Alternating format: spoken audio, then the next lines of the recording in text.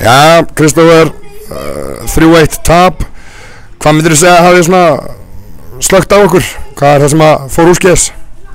Mál að segja kannski bara 3 markið. Við fengum það á okkur, þá var þetta svo sem búið, það var einu færri en einhvern veginn hafði maður alltaf smá trú að meðan leikurinn var en það náttúrulega bara gríðarleg gæði í þessu liði, þannig að maður verður bara að virða það. Mætti segja að rauðarspjaldið hafi svona aðeins slögt á okkur.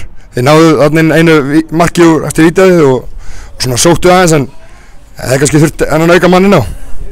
Já, mér var snöðilega bara meiri kraftur í okkur aðeins, þegar við verðum menn svona tóku aðeins meiri sénsinga bara og það gerist oft þegar þú lendir einum færri þá slakar aðeins og mér var Blikaliðið gera það bara í smá stund og við fengum smá sirpu en svo var náttúrulega bara 3 markið drap þetta.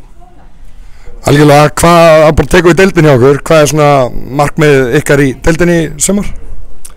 Það er rauninni bara að reyna að gera eins vel og við mögulega getum, við erum náttúrulega með svolítið breytt lið og svona að vera að púsla þessu saman þessa dagana og vonandi getum við barist eitthvað. Samkvæmt heimildum þá er Tómas Óli hættur í fótbolta, hvað er til í því? Já, það er nú bara rétt hjá þér og sem við erum búin að heyra og Tommi var bara komin á annan stað, hann hafði ekkert gaman að þessu lengur en það er auðvitað mikil eftirsjá af Tómas Óli, það er stórkostlegur fótboltamaður.